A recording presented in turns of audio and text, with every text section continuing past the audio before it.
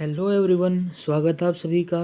देखिए, आज एक इम्पोर्टेंट टॉपिक है। इससे पहले भी मैंने आपको वर्क डन का फार्मूला बता दिया था क्या है। एक अलग मेथड से, एक और मेथड से देखिएगा, हम फाइंड आउट करेंगे कि अगर हमारे पास कोई भी चार्ज हो, उसको डिस्प्लेस करने में इलेक्ट्रिकल फील्ड के अंदर अगर उसको हम डिस्प्लेस करते हैं तो कितना वर्क डन करना पड़ेगा। चलिए उसके बारे में हम यहाँ पे अभी बात कर लेते हैं। मान लीजिए स्टूडेंट, यहाँ पे हमारे पास इलेक्ट्रिकल फील्ड है। इस तरीके से इलेक्ट्रिकल फील्ड को मैंने यहाँ पे शो किया है। ये जो डॉटेड लाइन है ये आपको इलेक्ट्रिकल फील्ड के बारे में बता रहे हैं कि मेरे पास यहाँ पे कोई इलेक्ट्रिकल फील्ड है ऐसे। और मान लीजिए इस इलेक्ट्रिकल फील्ड में मान लीजिए मैंने यहाँ पे कोई चार्ज पार्टिकल रख दिया इस तरीके से। यहाँ पे हमने मान लीजिए कोई चार्ज रख दिया क्यू नोट, इस तरीके से क्यू नोट। अब क्वेश्चन ये बनता है कि बताइए, जब इस चार्ज को हम इस इलेक्ट्रिकल फील्ड में रखेंगे तो इसके ऊपर फोर्स लगेगा या नहीं लगेगा। डेफिनेटली लगेगा। ये जो चार्ज पार्टिकल है इसके ऊपर एक फोर्स लगेगा। क्यों लगेगा? क्योंकि इलेक्ट्रिकल फील्ड है। इलेक्ट्रिकल फील्ड का मतलब इलेक्ट्रिकल फील्ड भी तो एक तरीके के चार्ज पार्टिकल्स ही होंगे। एक चार्ज पार्टिकल दूसरे चार्ज पार्टिकल के ऊपर फोर्स लगाएगा। तो यहाँ पे अगर मान लीजिए इलेक्ट्रिकल फील्ड है, उसकी वैल्यू को मैं ई से दिखा देता हूँ। इलेक्ट्रिकल फील्ड को दिखा दिया मैंने ई से, और ये जो चार्ज है इसकी वैल्यू है क्यू नोट। तो इसके ऊपर लगने वाला फोर्स कितना होगा, क्या आप बता सकते हैं? Yes, force on this charge particle will be equal to Q naught into E. कैसे फाइंड आउट किया? इससे पहले भी आपको इलेक्ट्रिकल फील्ड की वैल्यू पता थी, F by Q note. Force पर यूनिट चार्ज इलेक्ट्रिकल फील्ड था, तो यहाँ से फोर्स निकालेंगे तो कितना हो जाएगा, ई इंटू क्यू नोट। वही मैंने यहाँ पे लिख दिया। चलिए, तो फोर्स हुआ हमारे पास। अब मान लीजिए ये जो चार्ज पार्टिकल था ये यहाँ से लेके यहाँ तक मूव किया, और ये जो डिस्टेंस इसने मूव की यहाँ से लेके यहाँ तक, उसको मैंने लिख दिया मान लीजिए डीएल से। डीएल लेंथ इसने जो है ट्रेस की मूव करते हुए। तो अब वर्क डन कितना होगा जब ये चार्ज पार्टिकल यहाँ से लेके यहाँ तक, ये पॉइंट आप मान लीजिए ए और ये पॉइंट मान लीजिए बी, ए से लेके बी तक मूव करने में इसको अब कितना वर्क डन करना पड़ेगा। तो आप यहाँ पे लिख सकते हैं एक लाइन, वर्क डन। आप जानते हैं work done force into displacement होगा। Work done in moving small length. Small length हमारे पास क्या है, DL.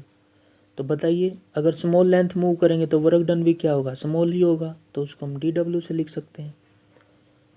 D W small amount of work done किसके बराबर होगा, फोर्स इनटू डिस्प्लेसमेंट के बराबर होगा। हमें पता है वर्क डन का फार्मूला है। अब फोर्स की वैल्यू तो अभी अभी हमने लिखी है, ये आप देख सकते हैं यहाँ से। इसकी जगह पे मैं क्या क्यू नोट इंटू ई लिख सकता हूँ। यस, लिख सकते हैं, इंटू में D L as it is. तो ये तो क्या हुआ, ये तो हमारे पास small amount of work done हुआ, डी डब्ल्यू की वैल्यू हुई। अगर आपने पूरा डब्ल्यू निकालना तो क्या करेंगे, इंटीग्रेट करना पड़ेगा। इंटीग्रेट का मतलब इसको भी इंटीग्रेट कर देंगे और इसको भी इंटीग्रेट कर देंगे। देखिएगा अब क्या होगा, डी डब्ल्यू को इंटीग्रेट करेंगे तो डब्ल्यू इज इक्वल टू, यहाँ पे देखिएगा क्यू नोट जो चार्ज था वो तो कॉन्स्टेंट रहेगा। इलेक्ट्रिकल फील्ड हर जगह पे चेंज हो रहा है, तो हम लिख सकते हैं यहाँ पे ई डॉट डी एल। तो एक फॉर्मूला बन जाता है, W is equal to Q naught E dot D L.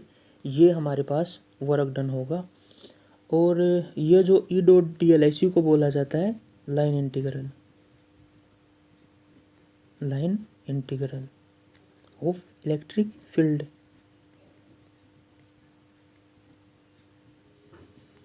E dot D L आपने देखा ना, डी एल लेंथ है और इलेक्ट्रिकल फील्ड, तो ई डॉट डी एल को हम बोलेंगे लाइन इंटीग्रल। ये आपने अच्छे से याद रख लेना है यहाँ पे। इसी तरीके से अगर आप चाहें तो यहाँ पे इलेक्ट्रिकल पोटेंशियल डिफरेंस को भी अप्लाई कर सकते हैं। देखिएगा, इलेक्ट्रिकल पोटेंशियल डिफरेंस एक इम्पोर्टेंट टॉपिक और इसकी डेफिनेशन देखिएगा क्या होगी। इलेक्ट्रिकल पोटेंशियल डिफरेंस, तो इसकी डेफिनेशन लिख लेते हैं पहले तो। The work done per unit charge, definition ये होगी, the work done per unit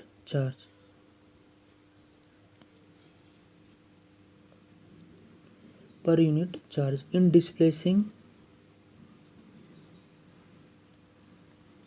A test charge between 2 points. ध्यान रखिएगा, इलेक्ट्रिकल पोटेंशियल अलग चीज़ थी, इलेक्ट्रिकल पोटेंशियल डिफरेंस अलग चीज़ है। इलेक्ट्रिकल पोटेंशियल डिफरेंस में हम 2 पॉइंट के बीच की बात करते हैं। Moving test charge in between 2 points in electric field.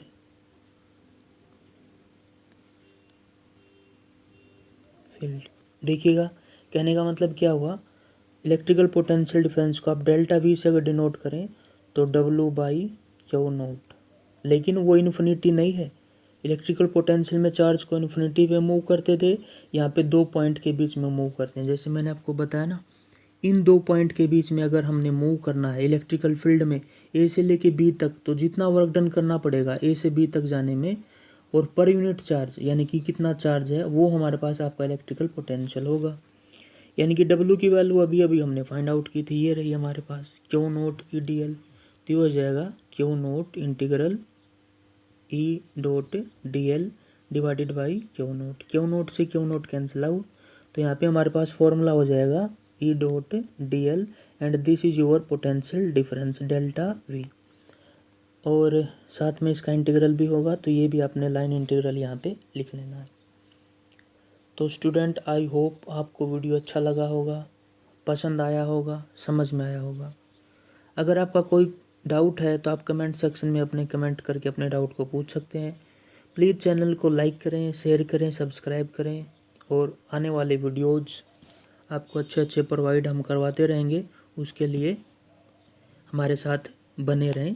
Thanks for the watching.